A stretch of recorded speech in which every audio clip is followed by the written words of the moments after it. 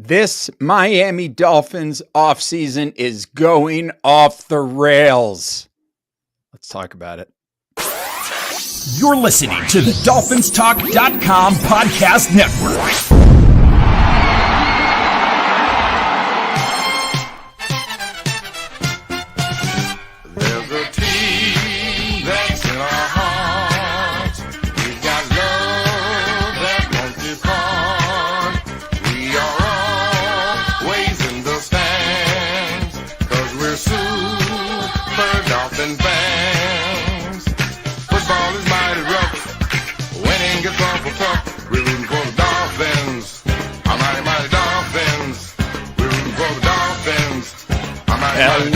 Hello,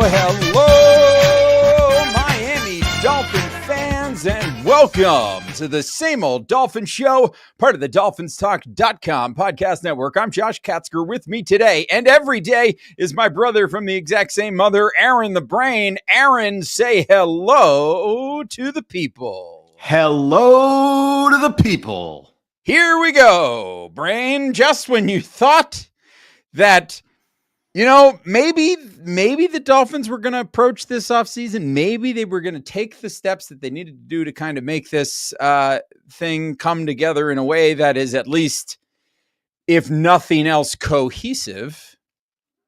It all goes off the rails. We get a report Tuesday morning, which is not a surprise because there had been rumors as early as Friday that the Dolphins were looking for a trade partner for an all-pro member of their team. And while a lot of people were hoping that it was going to be Tyreek Hill, turns out it is, in fact, Jalen Ramsey. The Dolphins are going to trade away Jalen Ramsey, and the defense that has numerous holes already had a hole in the secondary. That hole in the secondary is now getting much larger because it sounds very much to me like Jalen Ramsey and his representation has decided that he does not want to be in Miami anymore. And while Chris Grier did say that Jalen did not request a trade, that doesn't mean that his representation didn't request a trade, and doesn't mean that they didn't arrive at the place like, hey, this isn't going to work out. So once again, the Dolphins find themselves with yet another player who does not want to be part of the organization. It is a trend that has gone on for several years. It predates Mike McDaniel, but we find ourselves in this position where once again the Dolphins have another player who wants to leave the team, and whether it's a long line of players, Minkah Fitzpatrick, Javon Holland, Jalen Ramsey, there are more than that. Players that just no longer wanted to be involved with this franchise. And so they leave. So now we've got another one gone. And then you got Chris Grier desperately trying to spin it at his press conference on Tuesday afternoon. And that, it certainly didn't reassure anybody. It actually kind of made the situation worse as far as I'm concerned. So that's what we're going to talk about in the first half of today's show. We're going to talk about this Jalen Ramsey situation. We're going to talk about the fallout from this Chris Grier press conference. Then in the second half of the show today, we are going to finally get around to doing our 7-round Miami Dolphins mock draft. And because we've talked draft strategy for the first couple of days, and rather than get into a day 3 strategy, we're just going to dive in to a mock draft. So we're going to do that later. We're going to ask you for your picks. Who do you think the Dolphins should be picking based on the draft board that we are looking at?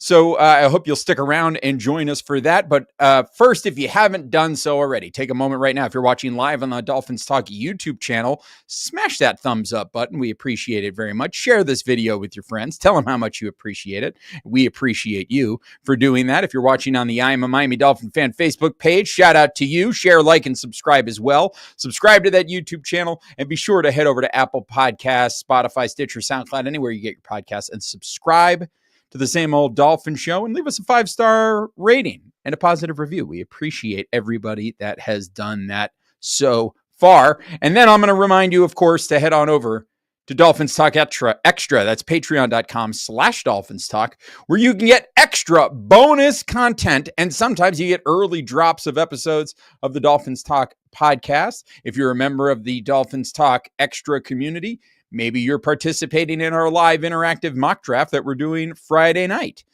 We are also going to have more contests coming up. You get bonus episodes of the podcast, including as soon as we go off the air on our regular show, we're going to be doing a bonus segment exclusively for Dolphins Talk Extra subscribers. So join us over there, patreon.com, for as little as $3 a month, patreon.com/Dolphins Talk. We appreciate you for signing up. All right, Brain, give me your reaction to the Jalen Ramsey news, because we'll get into Chris Grier in a minute, but we heard rumblings, and then we got confirmation that the Dolphins and Jalen Ramsey have mutually agreed to pursue a trade out of Miami for Jalen Ramsey. What was your reaction to that? My reaction was a bad offseason just got worse.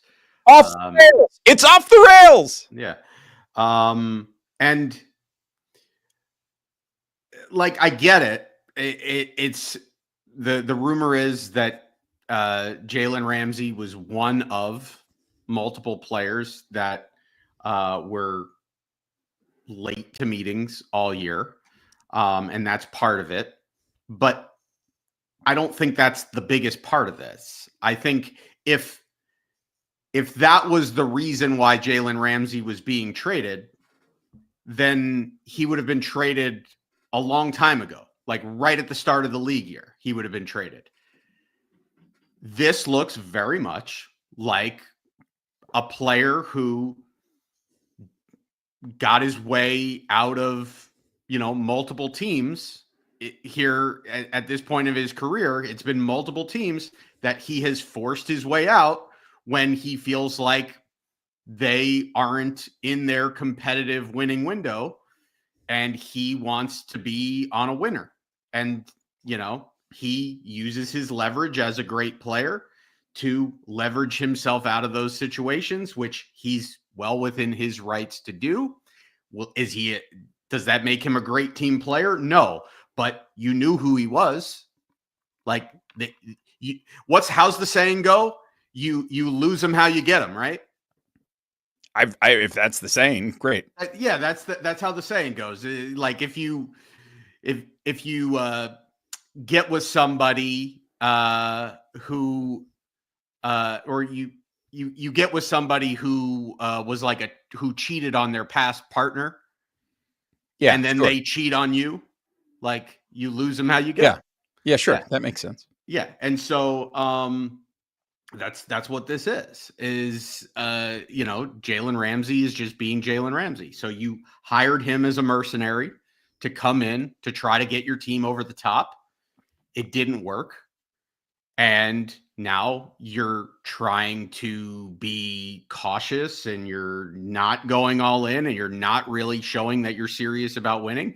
And Jalen Ramsey as a cornerback on the other side of 30 is saying, well, I got my new contract. I can't just leave in free agency. So trade me. And yeah, the Dolphins I think this kind of segues perfectly into, we're going to talk about Chris Grier, because the fact is everything that's happening this offseason is because of Chris Grier. It's because of the way this team was built. Because when they tore everything down prior to 2019, yep, and they said, we're going to build a consistent winner, we're going to build through the draft, and we're going to build this thing to sustainably be a competitive team. They made it. They had one good year, or one or two good years under Brian Flores. I guess, Brian Flores, because the first year was a wash. Then they overachieved for a year. They had a disappointing year the following year. And then they decided, this next year we've got to win. And they brought in Mike McDaniel, and instead of trying to continue to build sustainably, because there was progress there was a foundation that was being built. There were missteps along the way. They didn't hit on everything. But instead of readdressing and reinvesting into, let's say, the offensive line where they had fallen short, they doubled down and they said, nope, screw the offensive line, screw these picks. We're going to go out. We're going to trade a bunch of stuff for Tyreek Hill. We're going to trade a bunch of stuff for Jalen Ramsey. We're going to trade a bunch of stuff for Bradley Chubb. And we're essentially saying, this is our winning window. We're going to win right now. And when you do that, you give yourself a very small window and a very narrow pathway to making it happen. And you become desperate. And what do desperate teams do? Well, when their star players decide that they need a new contract and they threaten to hold out, desperate teams say, well, we can't win without this player and we have to win now. So we're going to give them a new contract. And they did it. And frankly, you can go all the way back to Xavier Howard.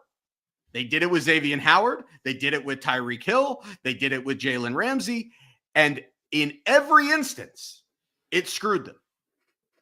And that's why we're at where we're at today. Because if they did not give Jalen Ramsey a new contract, then he would have no guaranteed money and they would have cut him. And the same goes for Tyreek Hill. Instead, they're actually taking a cap hit for trading Jalen Ramsey, and they're going to get maybe a 3rd round pick, maybe a 4th round pick, maybe they throw a player in and they get a better pick, but they're not going to get great value.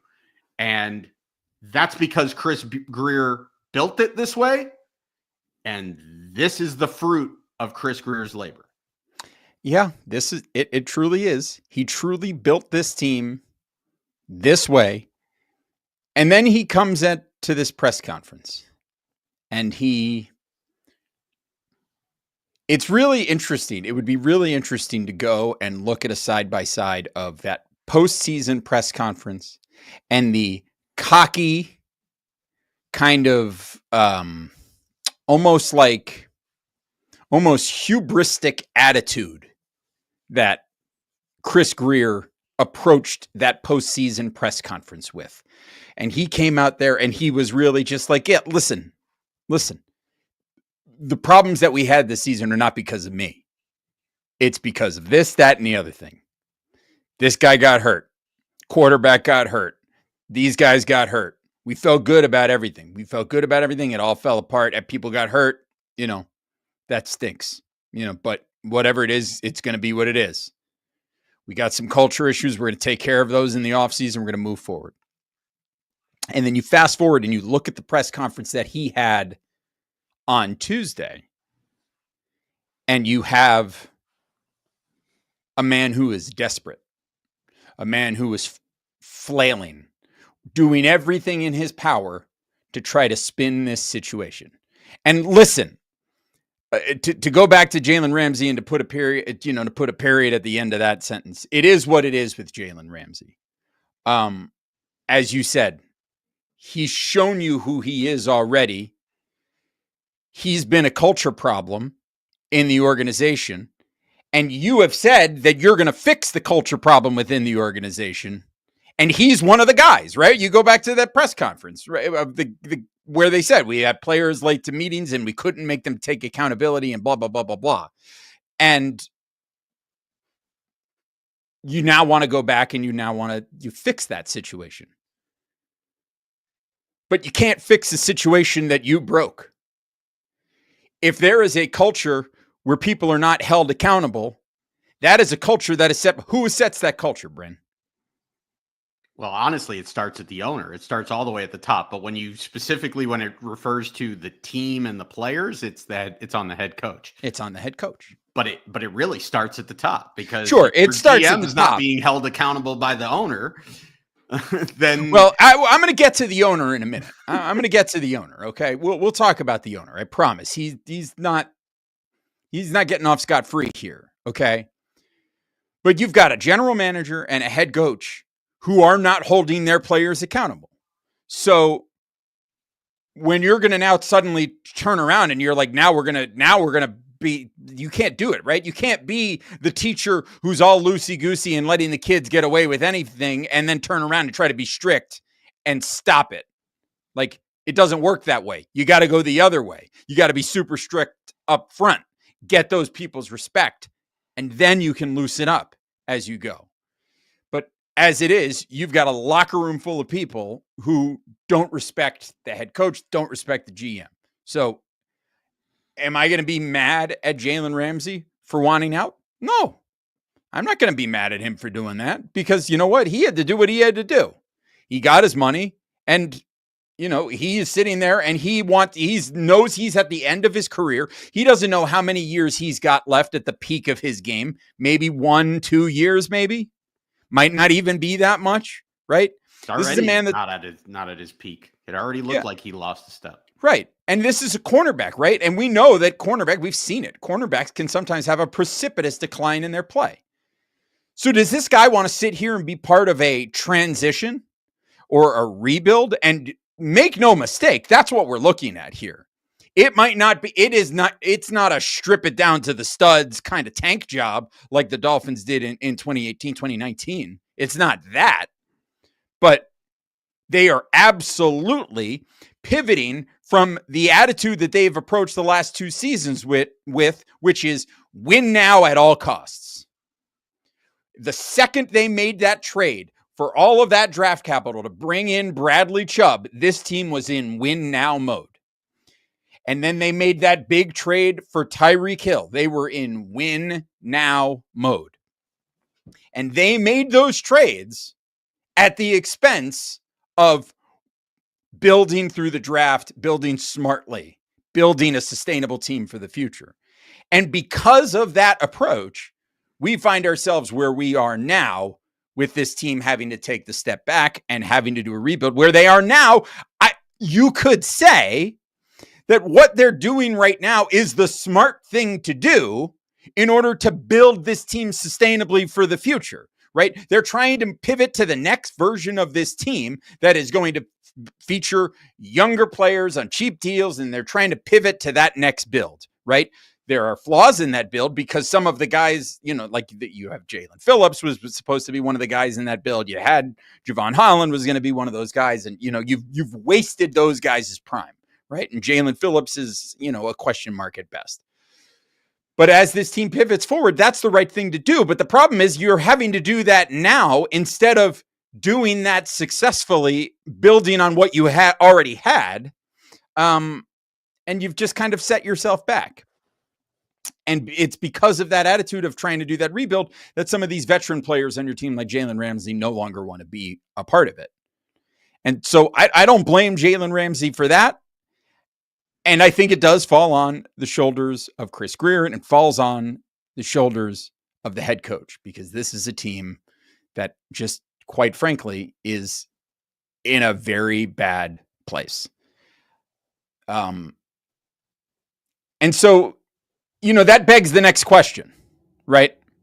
Brain, if the coach and the GM worked hand in hand to build this failed version of the Miami Dolphins that they are now pivoting away from,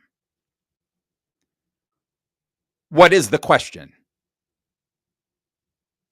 The question would be, why do Chris Grier and Mike McDaniel get to be the ones who construct the next version of the team? You might ask that question. And I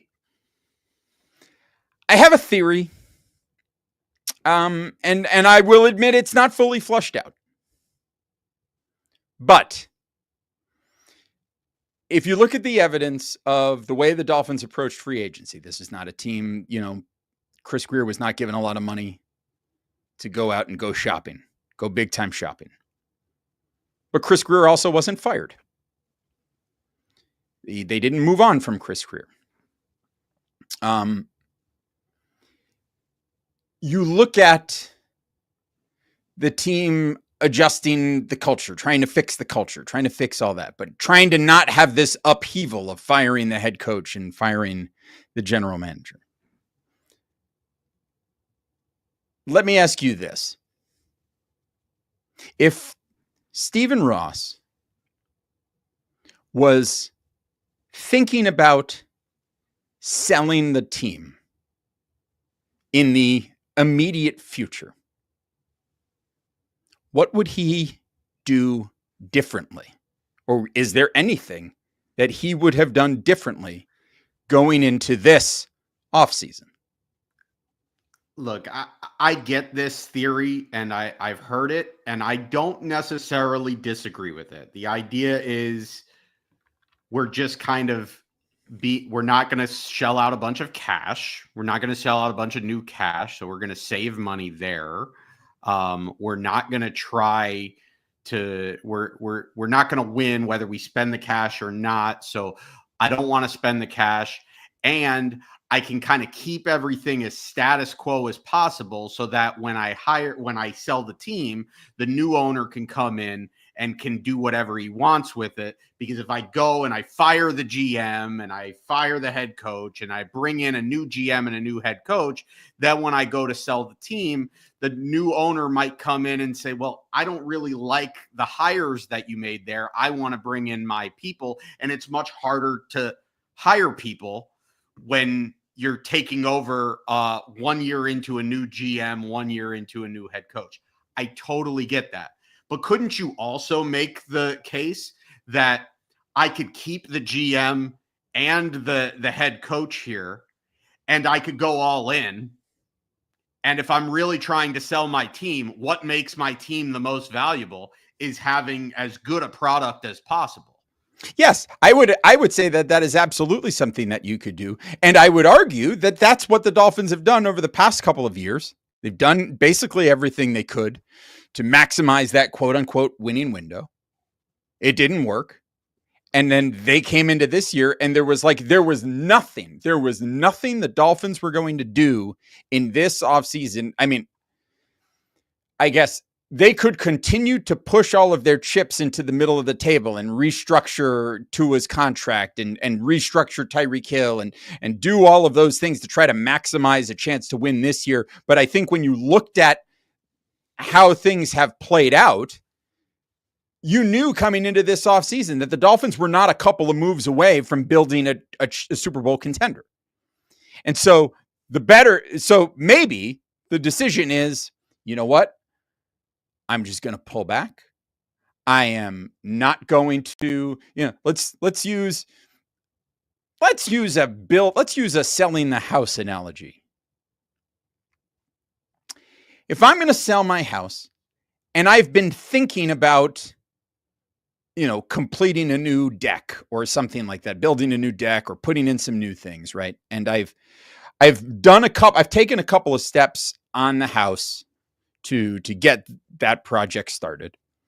But it's not in a state of, I haven't actually begun that project yet. It's in a state of getting ready for that project, but I haven't actually begun it. Do you make the investment to start that project that is going to take longer than, ideally, perhaps the house isn't on the market that long. And so you don't complete that project. At a certain point, you get to the point of, this is where my house is right now. I'm going to spend the rest of my time preparing the house to go onto the market to get it ready to be sold. Yeah.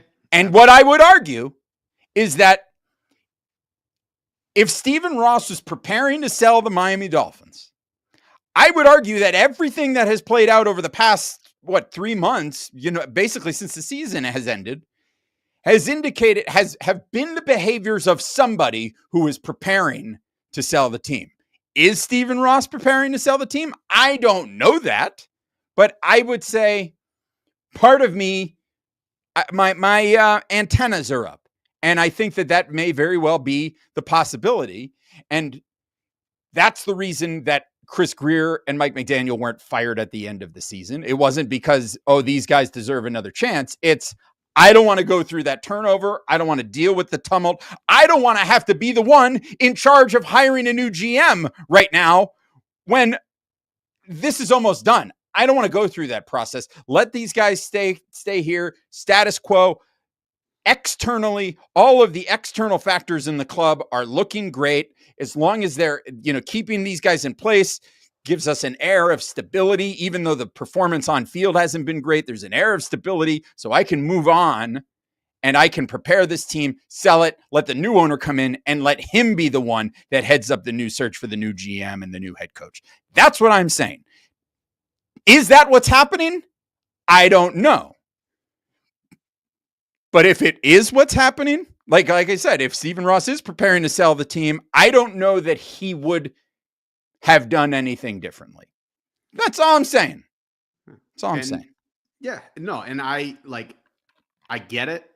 I totally understand it, and I get it. So all we can hope for at this point, we're going to pivot and we're going to talk about the draft, because that's the first step towards getting this thing moving in the right direction and rebuilding it and building it the right way. And save for that, my hope is that he does sell the team. And whoever comes in will look at this and say, I don't care what this team does this season. I'm bringing in a new GM, and I'm bringing in a new front office structure, and I'm just starting that from scratch. And that there's nothing that this team can do this year that's going to ultimately save Chris Grier's job. Yeah, I agree don't know that. I mean, because at the end of the day, if Stephen Ross sells the team, then it doesn't matter how popular Chris Grier is with Stephen Ross and how he's got a job for life as long as Stephen Ross is the owner, because Stephen Ross won't be the owner anymore. And then it's up to that new owner to come in and hopefully look at everything objectively and look at Chris Grier's resume, not as a GM that's been here for 5 years, although if you were to look at that, you would say, well, that's a failure, but actually look at Chris Grier as somebody who's been part of the problem for going on 2 decades now, and say, we need to bring in somebody new and we need to build this thing the right way. And hopefully that happens. Will that happen? I don't know. But if that's the case, then Stephen Ross could not sell this team fast enough for me. Yeah. I just, to wrap it up on Grier, you look at that press conference, it was the press conference of a desperate man, calling out players by name, Cam Smith, talking about leaders in the locker room, including Tyreek Hill. Give me a freaking break. Talking about, maybe I defer too much. Yeah, Chris, maybe you do.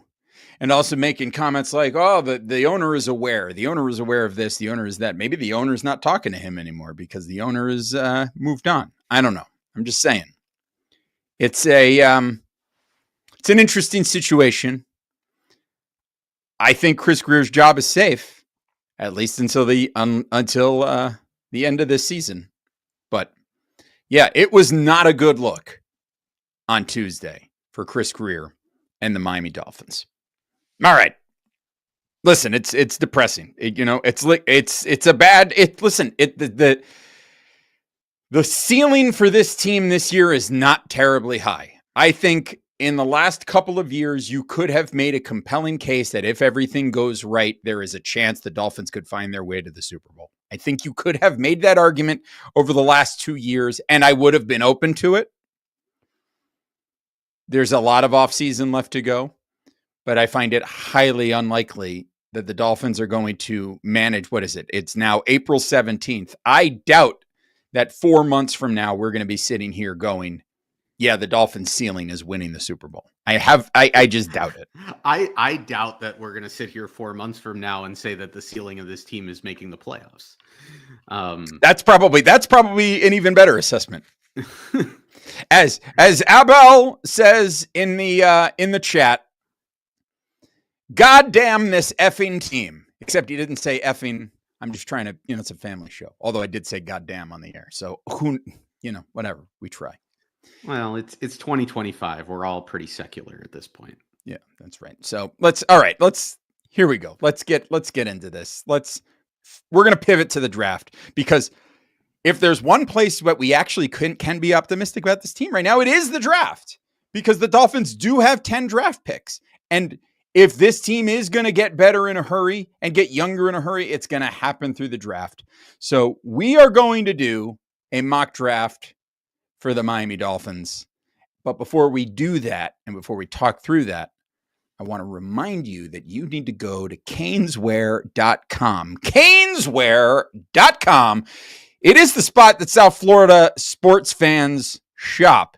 So whether you're looking for gear for the Miami Dolphins, the Miami Heat, who are into the final play-in game, they're in the final of the play-in tournament on Friday against the Atlanta Hawks. Can the Miami Heat make it into the playoffs as the last seed in the Eastern Conference to take on the Cleveland Cavaliers? We're going to find out. But if you're a Miami Heat fan, maybe you got to get your gear at caneswear.com. Get your Miami Hurricanes gear, Florida Gators, Miami Marlins, whatever team, Inter Miami. Get your gear over there at caneswear.com. It is the spot where South Florida fans shop. That's caneswear.com, caneswear.com. And make sure, everybody, that you're visiting DolphinsTalk.com each and every day. It's almost draft time. And listen, we got a bunch of people watching the live stream right now. Here's what we're going to do. We're going to take a quick timeout. We're going to do this together. We're going to do a group activity before we do the draft. The group activity is we're all going to hit the like button at the same time. Are you ready? I'm going to count to 3. We're all going to smash the thumbs up. Here we go.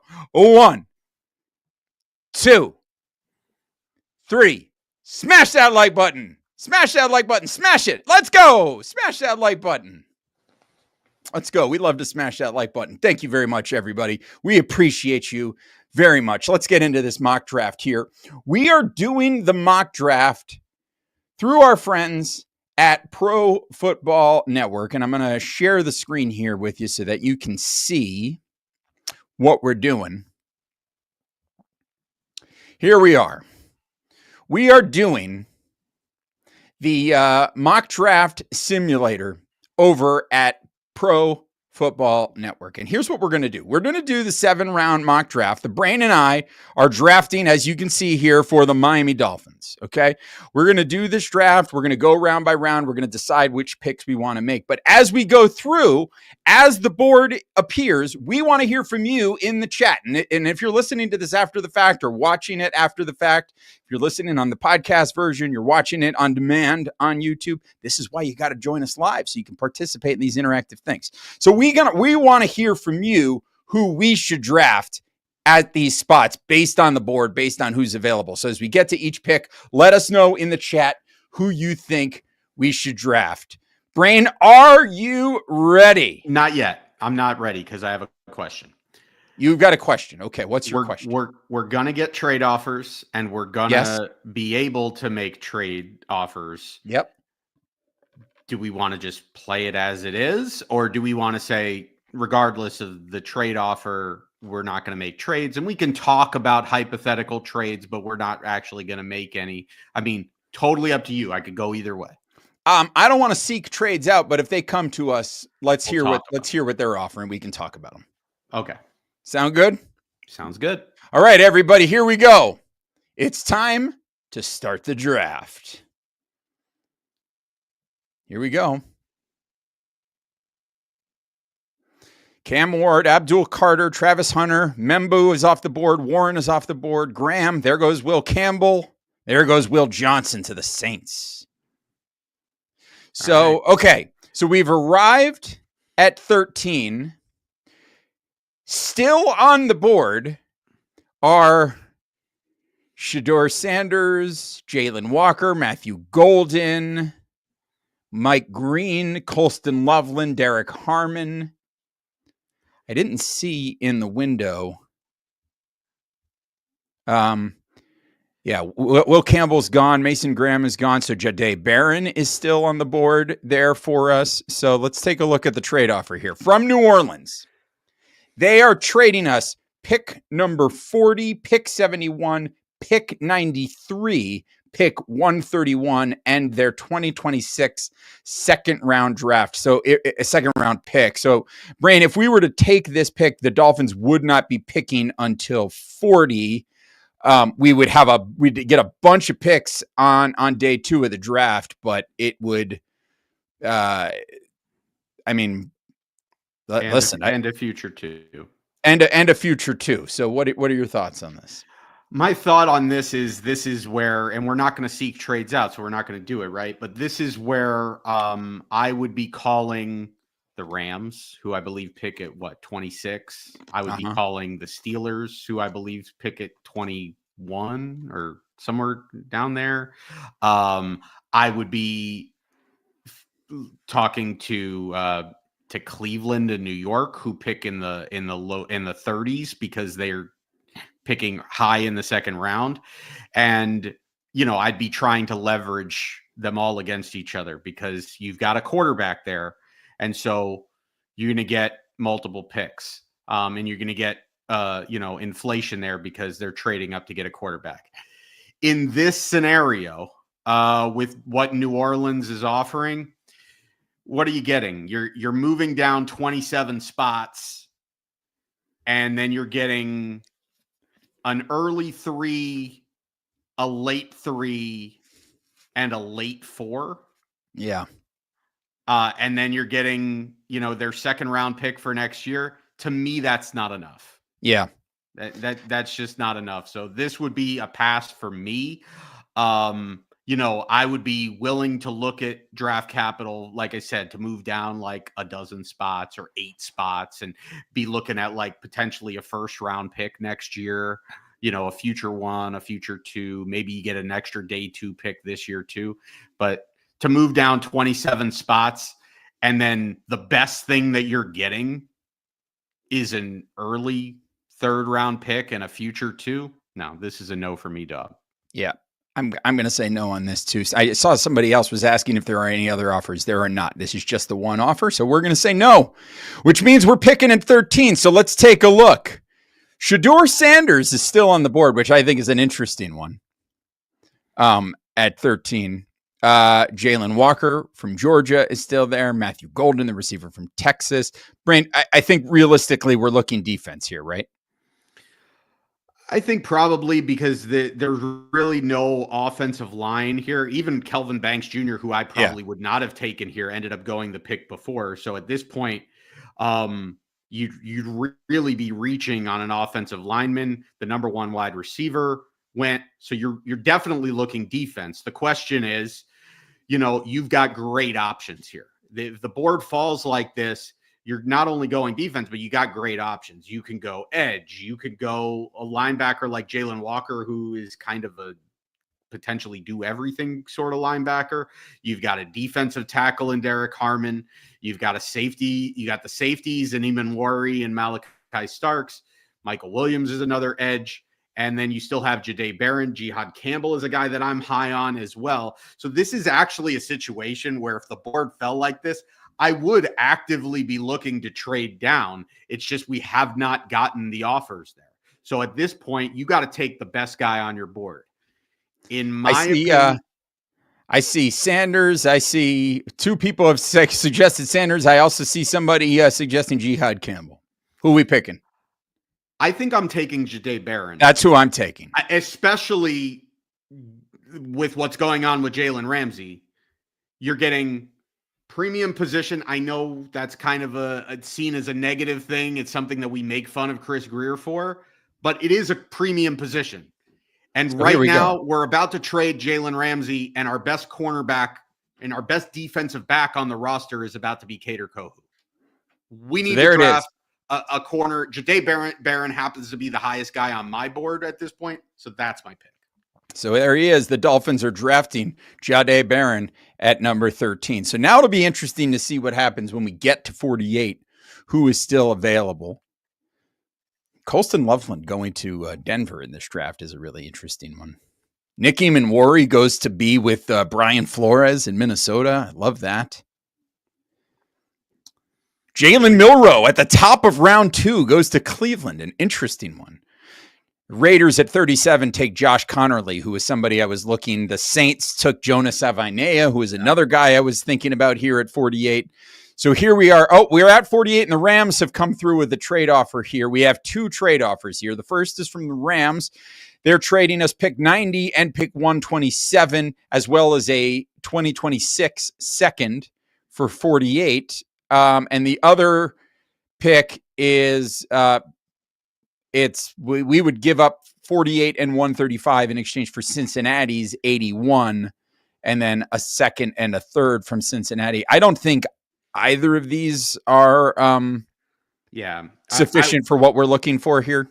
I would tend to agree, but before we do anything, I would just hide it. Go to the top right of that window. You want to take a look at what's on the board? I want to take a look at what's there. Xavier Watts sitting there right there at the top of that board. Landon Jackson is there. Carson Schweschinger, the linebacker from UCLA. Trey Amos, the cornerback from Ole Miss. Travion Henderson from Ohio State. Jalen Noel, Wyatt Millam, Caleb Johnson, JT Tulamayo, Quinshawn Judkins, Jalen Royals, Maxwell Hairston, Marcus Imbo, Tate Ratledge. I like Xavier Watts right here, Brain, frankly.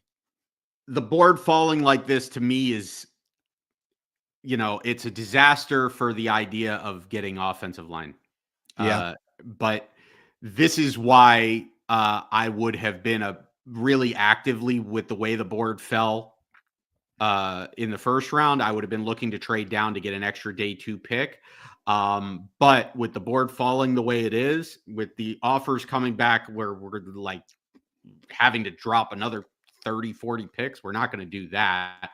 So you got to take the best player available. Look, we sat here and we talked about how it's a sinking ship. They're rebuilding. They're not going to win anything this year. They're probably not going to win anything next year. If you're rebuilding, take the best player available. It doesn't matter what position it is. We'll address what needs to be addressed when we need to address it, but let's get good football players. I agree with you. You need a safety. Xavier Watts is the best player on the board. That's my pick. There it is. The Miami Dolphins with the 48th pick in the draft have selected Xavier Watts, safety from Notre Dame. I like it. This kind of scrolls through, and we've got this long wait all the way to 98. I do definitely we have shored up the secondary with this draft. You should feel really good about drafting a top corner, a top safety. You feel really good about that going forward. We need to get stronger in the trenches. So I'd be looking at offensive line. I'd be looking at defensive line. And we'll see kind of who's there. We're getting close. And there's some guys there. TJ Sanders is dropping. To me, if he's still there at 98. Oh, there he goes.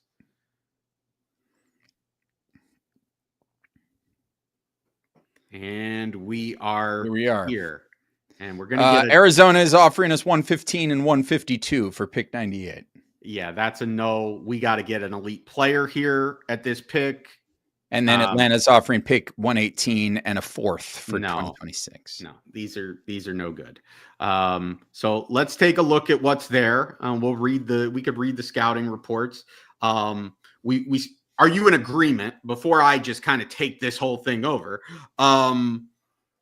Right now, are you in agreement that we need to be looking? I mean, we don't need to pigeonhole ourselves if we don't like the players, but are you thinking the same thing that I am? We need to be looking in the trenches. Yes, you're either looking for a defensive tackle here or you're looking for an offensive lineman, whether that's a tackle or a guard. One of the guys that we talked about at guard at this point in the draft is sitting right there in Dylan Fairchild. He is, I think, somebody that I would consider very strongly. But Deion Walker from Kentucky, the defensive tackle, is another guy that we talked about with this draft pick. And I think he's another guy that I think would be a good addition right here. Let's take a look at some of the other players available here. Just taking a look. We'll take a look at offensive tackles available. I feel like we can probably wait on some of these tackles. Charles Grant, Logan Brown, Chase Lunt, Anthony Belton, Jalen Travis. I feel like this is a reach for any of these guys right here. Dylan Fairchild is the one that I really like at this spot, the guard from Georgia, but Miles Frazier, Jackson Slater, Garrett Dellinger, Luke Kandra, Clay Webb. These are all guys that are available here right now on the guard position. On defense, Deion Walker is there. Let's look specifically at defensive tackles. Josh Farmer, CJ West, Jordan Phillips, Jamari Caldwell, JJ Pegues, Riley Mills, Elijah Roberts. Who do you guys like? Brain, what you seen anybody jump out at you? Kyle Kennard. I want to see the scouting report on Deion Walker. Like, we're not huge draft guys. We know who these guys are, but like, let's take a look. Deion Walker is an absolute behemoth at 6'7", 331 with over 34-inch arms. And after a 2023 campaign that saw him amass 7.5 sacks and 13 tackles for loss, he's an early favorite to be a first-round pick in the 2025 NFL draft. But then the 2024 season happened. Walker disappeared more often than not, and his production went down by over 50%. Walker did play the 2024 season with a major back injury, but that injury in turn raises questions about his durability and the translatability of his build overall. While Walker thrives on the attack with his charged up athleticism, he's a liability with his pad level, especially in the run game, and that high pad level drastically reduces his effectiveness at nose tackle in run defense. Any team that drafts Walker will have to not only be comfortable with his medical history, but also have a plan in place to use his unorthodox profile to its strengths. Brain, he sounds like a Chris Grier special. He sounds like Raekwon Davis with a back injury. Yeah. Is what he sounds like. I wouldn't hate the pick because I think he gives you some versatility as he could play inside. He could play on the edge on odd man fronts with his hand in the dirt. But I'm not necessarily sold on him. I also think there are good enough players after him. We pick 18 picks later. I think we might be able to get one of these other defensive tackles. And when I looked at the guard list, I think there's quite the steep drop off after Fairchild. So I think I would take Dylan Fairchild. I would also say, hey, Elijah Arroyo here, while I don't love the value of the tight end position as a whole, I like him as a player. I wouldn't hate that pick, but I just think that's more of a luxury pick. This team needs to invest in guard, in an interior offensive lineman. We said they need to invest in the trenches. Fairchild would be my pick here. That's who I'm going with. Dylan Fairchild, the 98th pick of the draft to your Miami Dolphins. So now we have addressed the secondary quite strongly. I will say this, just in looking in the chat here, Mike brought up a good point about a guy that was there. I don't know if he's still going to be there at 118, but Jalen Rivers out of Miami is a tackle, played tackle in college, could project as a tackle or a guard. If he should make it, is he still there? Looks like he's gone. Yeah. Okay. At OT at tackle. Yeah, he's gone. So that could have been another guy in place there, but I'm not mad at the Fairchild pick. I think, oh no, Jalen Rivers is there. Oh, there he is. There he is at 159. Yeah. So yeah. I mean, feels like this might be an opportunity to go grab another offensive lineman here. I would not hate this at all because again, we're saying, like, what did we do in the first two rounds? We went out and we addressed needs in the secondary with the top players on our board. And then we said, we need to address the trenches. So we went out and we got a guard. I wouldn't hate doubling down. Like, can we have too many offensive linemen? Nope. I don't think so. Now, just not possible. Just like, you don't want to pigeonhole yourself, right? So let's take a look at the defensive side of the ball. Let's take a look at defensive tackle because we did pass on that position. Let's take a look at who's available on the defensive side. So on defense, like that, you look at those top names on the board: Kyle Kennard, Joshua Farmer, CJ West, Ismail Mondin Jr., Kobe Bryant, Tyler Barron, Jalen Reed, Jordan Phillips. Yeah. So I would be looking at, like, let's read the scouting report here on Josh Farmer and then CJ West. Joshua Farmer is one of the highest ceiling defensive tackle prospects in the day 2 range. Physically checks almost every box at 6'3", 305 pounds with 35-inch arms. He has an elite combination of natural leverage and proportional length, and as his athletic testing corroborated, a 5.11 40-yard dash, a 29-inch vertical, and a 9 foot 4-inch broad jump. He has the explosiveness to quickly get downhill and penetrate gaps. That explosion and length took over when he had runways to pursue plays in college. He's still very much up and down in terms of operational consistency, and despite his natural leverage, his high-hipped frame can cause him to drift upright with his pad level. Nevertheless, as an even front defensive tackle or an odd front end, he's a worthwhile developmental player with a high ceiling. This would be a guy that I'm looking at. Like, let's look at CJ West. CJ West, defensive tackle from Indiana, stalwart transfer addition for Indiana and a Shrine Bowl standout. CJ West has been one of the fastest risers in the 2025 NFL draft class over the past 12 months. At a well-leveraged 6'1", 316 pounds, West has 4.95 speed with an elite 1.73 10-yard split and 33-inch vertical. He was often tasked with nose tackle duties with the Hoosiers and displayed an uncanny ability to hold the line and absorb power at the point. But beyond that, West has the elite explosiveness element to penetrate up gaps as a 1-tech or a 3-tech, and his combined lateral agility and torquing output magnify his ability in that phase. He'll never be a pure 2-gapper at 0-tech, but as a 1-tech nose with alignment versatility, West has legitimate starting ability. Yeah, so I see between Farmer and West, I think either one of these guys, I think you could make a case for being a really good fit.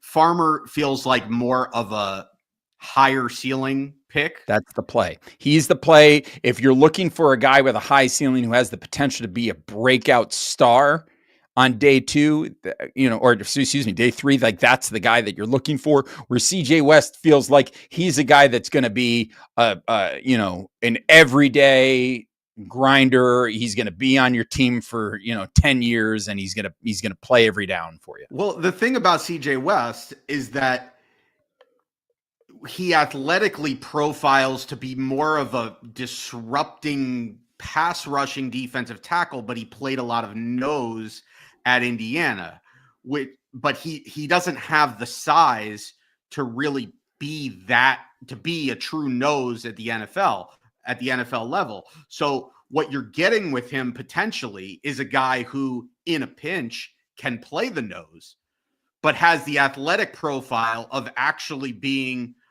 a far more disruptive defensive player. The question then becomes, well, what is the defensive scheme? Because if you're trying to be more of a 3-man front, then I don't know that CJ West would necessarily be a good fit, because I think he basically profiles as an even front defensive tackle. And if you're not going to do a lot of even front, then he would not be the pick. So I think I'd be leaning Josh Farmer here, but I'm also open to Jalen Rivers. I'm also open to. You're also thinking what? I'm also thinking that Jalen Rivers could potentially fall to us at 135. We may have lost the brain. Are you there? Can you Yes, hear me? There you are. Okay. Lost I was saying I probably am leaning Josh Farmer here, but I'm also open to the idea of double dipping at offensive line. But I'm also open to taking Josh Farmer, getting myself a high ceiling defensive tackle, and saying, hey, maybe Jalen Rivers falls to us in 19 picks at 135. Yeah, I think that's the play. Let's go with Farmer here, and let's see how it plays out. So we're going to draft Joshua Farmer at 116. And there goes Bryant to the Dallas Cowboys.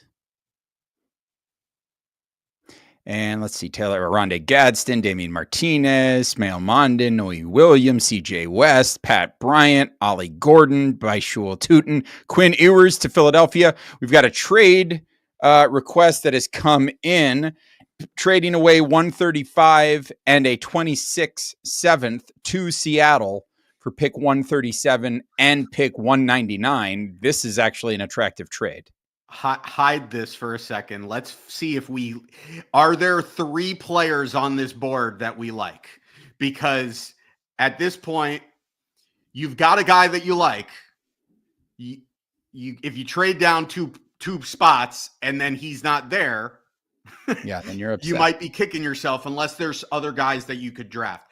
At this point in the draft, considering we have gotten a guard, we have gotten a defensive tackle, we have gotten a corner, we have gotten a safety.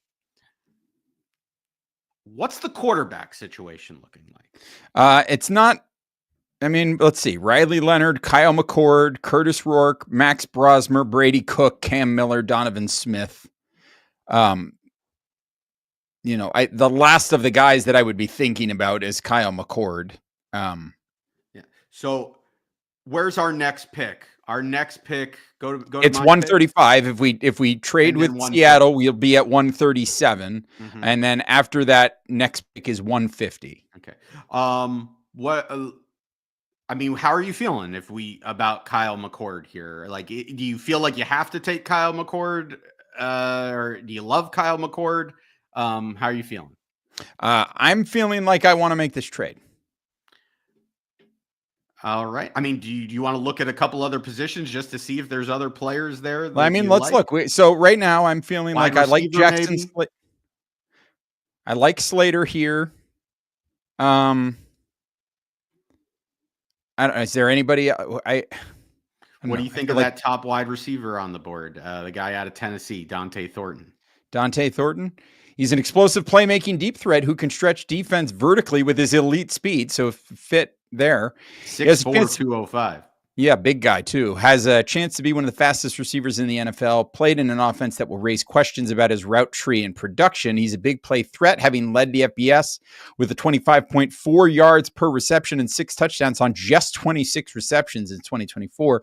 Career volume is a concern with only 65 receptions in total across his 4 seasons at Oregon and Tennessee. Mm-hmm. Yeah. I think I'll take the trade because it's great value. You're moving down 2 spots and you're getting a 6 for next year's 7. Yeah. Right? Let's take it. Yeah. Let's take it. And we get an extra pick. So we'll pick at 137 and 199. So we're going to take it. And now we're at 137 and Philadelphia is offering us 161 and 168 for 137. I'm going to say no just because we need to get on with it. And we got our guy, and we picked up an extra 6.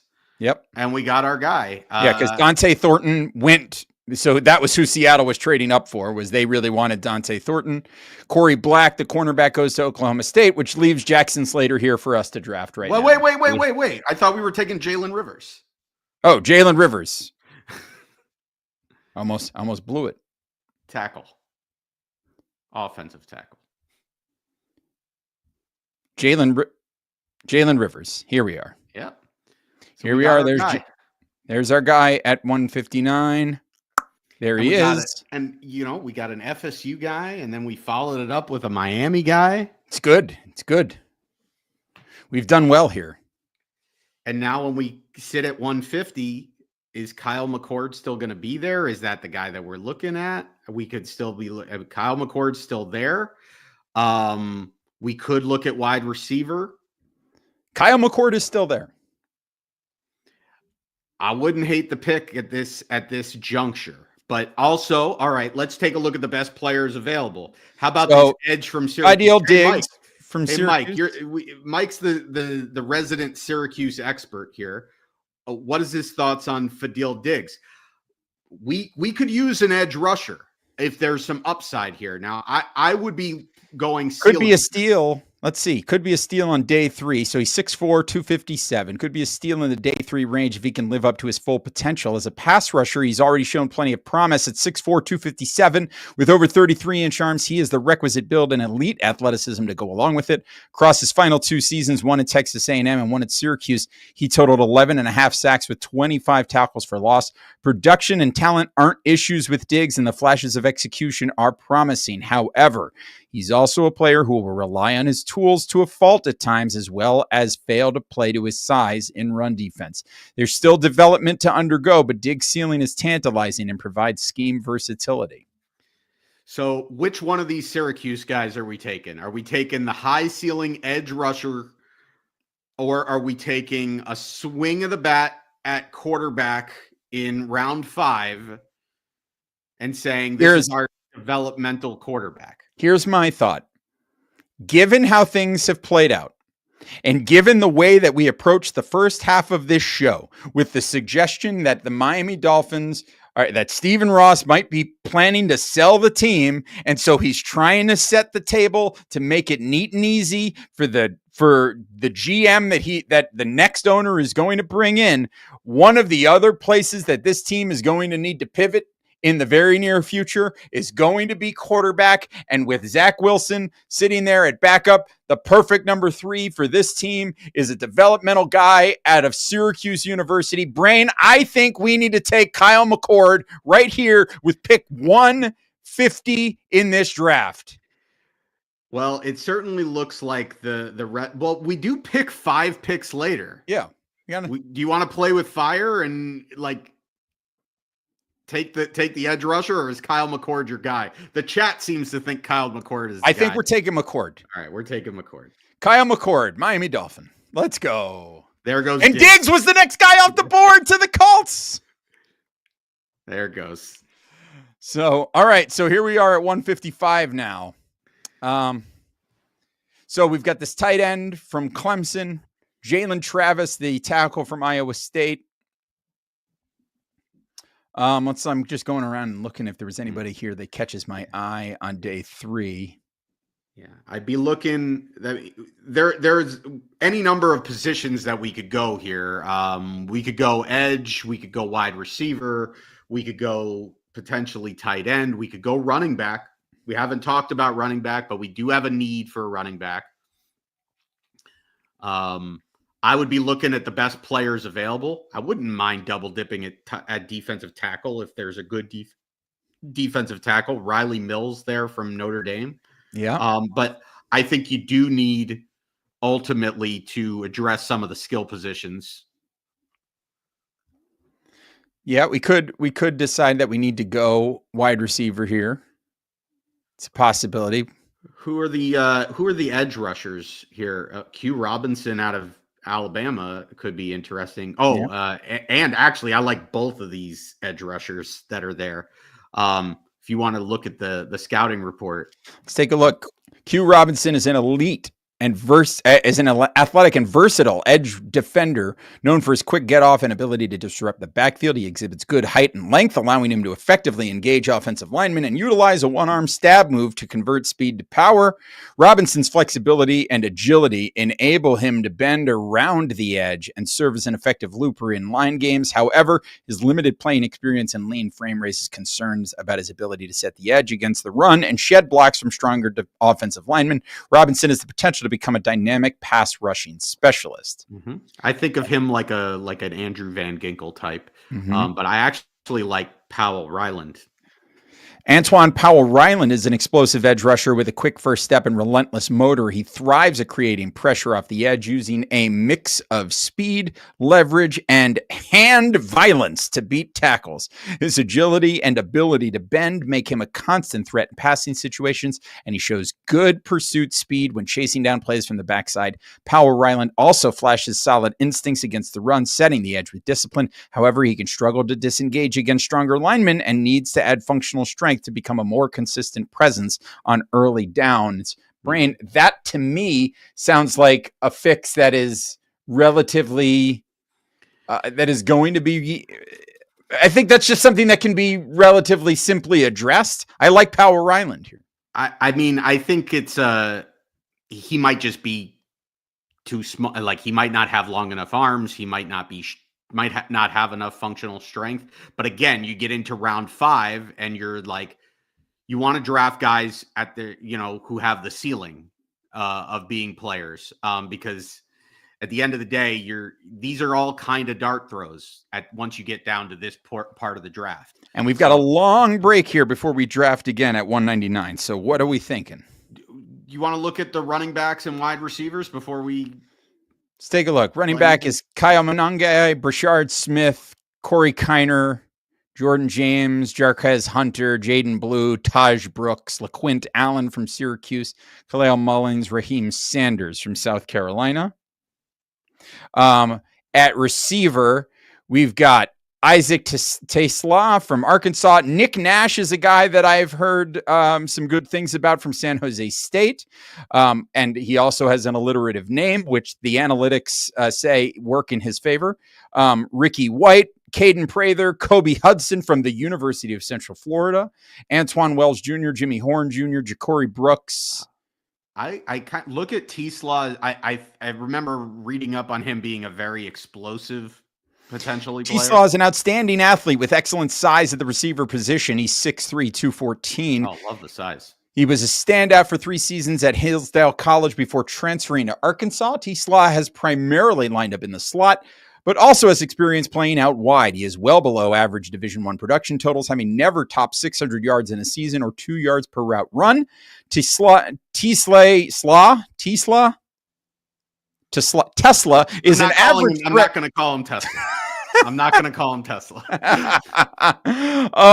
Tesla is an average threat after the catch who doesn't consistently create with the ball in his hands. He's a physical catch point receiver who excels in tight windows, but is a mediocre route runner who struggles to create separation consistently. That said, he's an elite size speed specimen with good blocking chops, which in turn could make him a compelling day 3 dart throw. To me, this is the guy.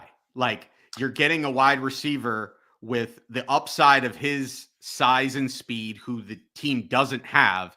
He's a great blocker who you need for your outside zone running game. He could step right in and be your backup to Westbrook Akine, and at the very least could be a special team standout. To me, he kind of profiles as being Mac Hollins. All right. Well, let's do it. Let's take Tesla, not Tesla, Tesla. Right. Great. He's drafted. So now we're going to wait a little while because our next pick is not until, I think, 199. So we'll see who's available.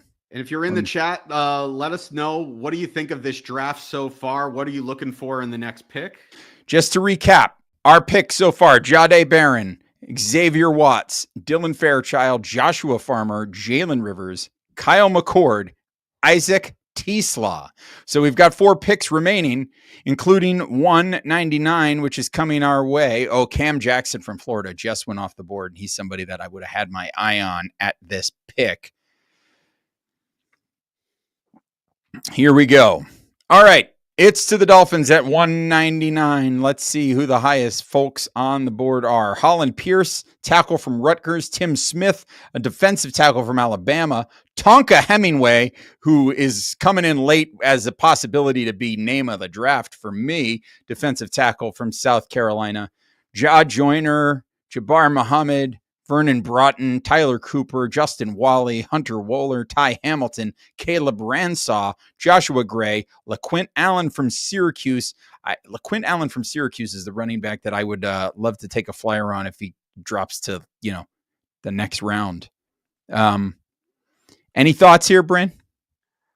Well, we're getting Mike. Orlando Delgado is loudly proclaiming that we need to draft Tim Smith here. A lot of people are in the chat are saying we need to go after another defensive tackle. Mike is saying Ja Joyner is a pass rush specialist. Can't do anything else, but he gets after the quarterback. Third down pass rusher only, but great at it. Being told that Broughton is a steal here. You get down to round 6 and late in round 6. I mean, you get a guy that can get after the quarterback. I mean, you're not looking for somebody who's necessarily going to be an every down Pro Bowl pass rusher, but if the guy can get after the quarterback, I wouldn't hate it. Let's take a look at Vernon Broughton here. He's a solid overall pass rusher, 6'5", 311 pounds. He can win his reps and make an impact in the backfield. In true pass sets, he has a very respectable 18.1% pass rush win rate in 24, which was higher than any other Texas interior defender. An above-average athlete who can close on the ball quickly in space, Broughton plays low to the ground with a good pad level. He's an average run defender who struggles with double teams and meets physicality at the point of attack. Broughton is an average tackler who doesn't always convert the opportunities created for him. Well, he's got the size. He would definitely give you depth there. What do you think of Tim Smith? Tim Smith at 6'4", 302 is an average athlete who has been a consistent part of Alabama's defensive line rotation since his true freshman year. So that says that he's got some experience there. He plays with good leverage and power, but has produced at below average levels against the run in his career. Smith has shown the ability to take on double teams and control his gap.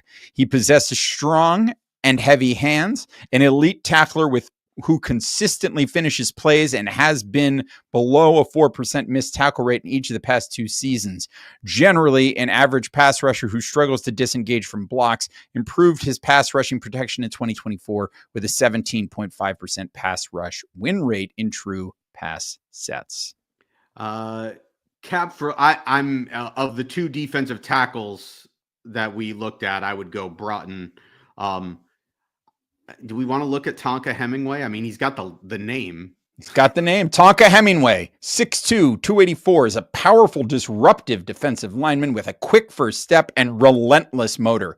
He excels at penetrating gaps and creating interior pressure. Using active hands and natural leverage to shed blockers, Hemingway plays with strong instincts and can shift across the line, offering scheme versatility. He holds up well against the run, anchoring with a sturdy base and flashing the ability to disengage and make plays in the backfield. However, his pad level can rise at times, limiting his explosiveness, and he doesn't always finish plays cleanly. Refining his technique could unlock more consistency in his production. This sounds like a guy with a high ceiling here.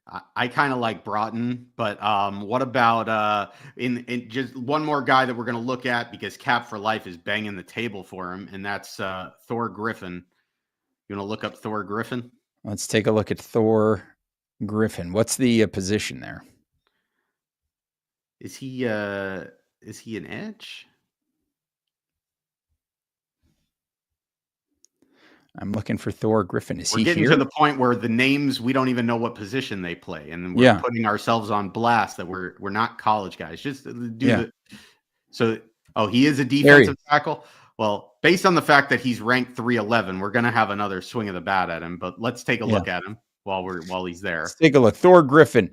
6'2", 305, transferred from Harvard, where he earned first-team All-Ivy League honors. Over his collegiate career, Griffith, not Griffin.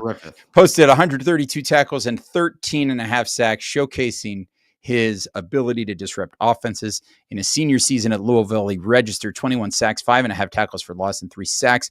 Known for his explosive burst off the line and remarkable strength, he earned a spot on Bruce Feldman's Freaks list in 2023 and 2024. Griffith is a versatile player, able to excel in multiple defensive line positions, and is a strong run defender. While his pass rushing technique can improve, his athleticism and football IQ make him a valuable mid-round draft candidate for NFL teams. Yeah. So I wouldn't probably take him here. And if we're going to take another defensive tackle, then we probably would, go Broughton. But what do you think of Jaw Joyner getting another edge rusher here? 3-year starter at Minnesota, 6'4", 262, produced at average levels throughout his college career. He has prototype size and length and is an above-average athlete who is quick off the ball. Joyner moves well in space, can close quickly on the ball, and is able to utilize a multitude of moves as pass rusher in order to win reps. However, he's a below-average tackler who lets opportunities fall from his hand with a disastrous 42.9 missed tackle rate in 2023, career missed tackle rate of nearly 20%. Overall, Joyner is an average run defender who struggles at times to keep gap integrity. Not interested.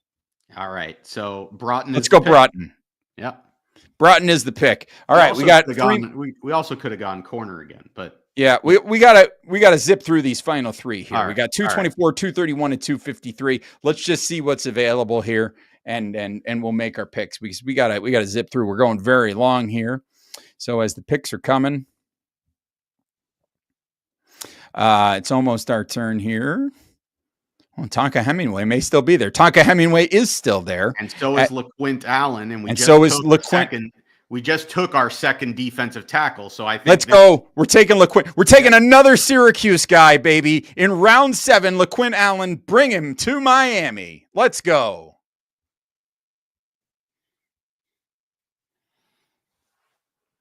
All right, let's see. We got 2 picks left. Here we are at 231. Tonka Hemingway still out there. I'll tell you what, if he's still there at the last pick, I'm taking him just for his name. Looking at what we've taken here, we still need, we could take a look at linebacker here. We could. I mean, once you get to this level, I don't know that there's Kobe King from Penn State, Nick Martin of Oklahoma State. What's it say about Kobe King? Kobe King from Penn State. Finished his final college season with 97 tackles, 9 tackles for loss, 3 sacks. However, he's an average tackler, posted a career missed tackle rate of 12.8% and below average coverage linebacker with average ball skills. So this sounds terrible. This guy sucks. It's not happening. Yeah, no, I don't think so. Here we go. This is 5'11", 221 as a linebacker. I don't even need to read it. Cornerback. I wouldn't mind. BJ Adams from the University of Central Florida. Above average size and length, and is an experienced player, having started all 4 years in college and saw playing time early as a true freshman. He's given up 5 touchdowns the past 2 seasons as average on-ball production. Additionally, he only has 11 career pass breakups in 4 years and just 2 interceptions, both of which came this year. Adams, a physical corner who can border on reckless with the amount of hand fighting he features in his game, having been penalized a whopping 16 times in his career. Sound tackler, only missed 8 career tackles in 4 years, has career 7.5% missed tackle rate. Adams is not somebody who actively seeking out plays in the run game, having not a single run stop in 24, only having won the previous season. I mean, it's round 7, buddy. I'm not feeling it. I'm not feeling it. Yeah, I don't know. I'm taking Tonka Hemingway. Taking Tonka Hemingway. There we go. I'm taking it.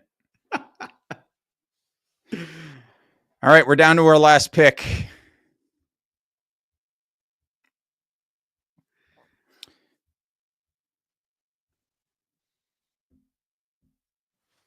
Let's see. Huzzy. Somebody is recommending. Who's the top guy on the board? Top guy on the board is Patrick Jenkins, another defensive tackle. That's on defense. What about on offense? On offense, Dalton Cooper, offensive tackle, Oklahoma State. That's as good enough for me. We also have Trevor Etienne, the other running back from Georgia. I wouldn't mind taking another swing of the bat at running back and letting him battle it out. I mean, what do we have on the roster right now? We've got Achane little guy. and Etienne Jalen is Wright. a tiny little guy, 5'8", 198. No, we need a big guy. This is no good. Well, we drafted Quentin Allen.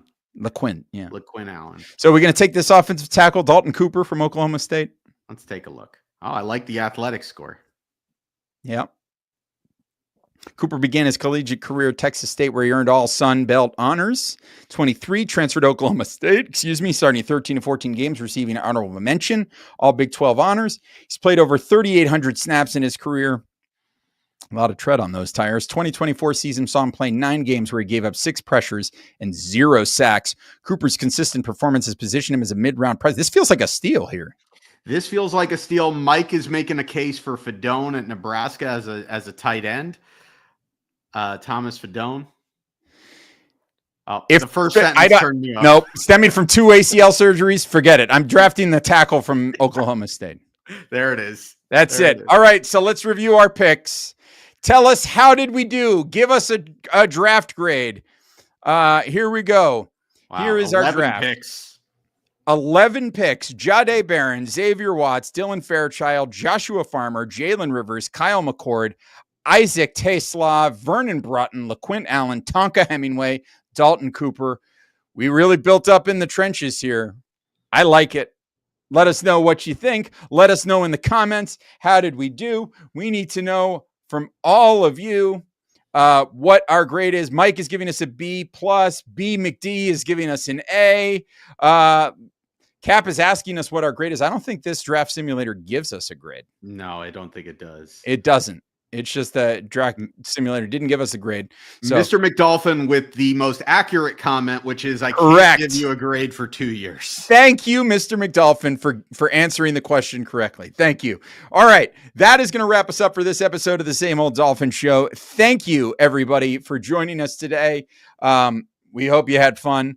We will be back in your ears next week. Next week, we're not going to be doing a Same Old Dolphin Show, actually, because we're going to be hopping on the live draft coverage here on the Dolphins Talk YouTube channel. So listen, everybody and their mother is doing a live stream during the NFL draft this year. Let's call it what it is. Literally everybody is doing a live draft show. But you're Dolphin fans, so where do you want to be? You want to be with the Dolphin fans, and that's right here in the Dolphins Talk YouTube channel. Smash that like button, subscribe to the channel, join us live. If you want more content, subscribe to Dolphins Talk Extra for as little as $3 a month. We're hopping over there right now to do a bonus segment. We got some stuff to talk about over there, so we're going to be doing that. Join us. In the meantime, smash the like, subscribe, share, like, subscribe, do all those things. And then take care of yourselves and each other. And as always, no matter what, no matter who the owner of the team is, no matter who our terrible GM is, no matter who our schmuck head coach is, and no matter which players on the roster want to be traded somewhere else, always, then, now, forever, go Dolphins! To hell with Jalen Ramsey. Get me the Tonka truck. Tonka Hemingway, baby.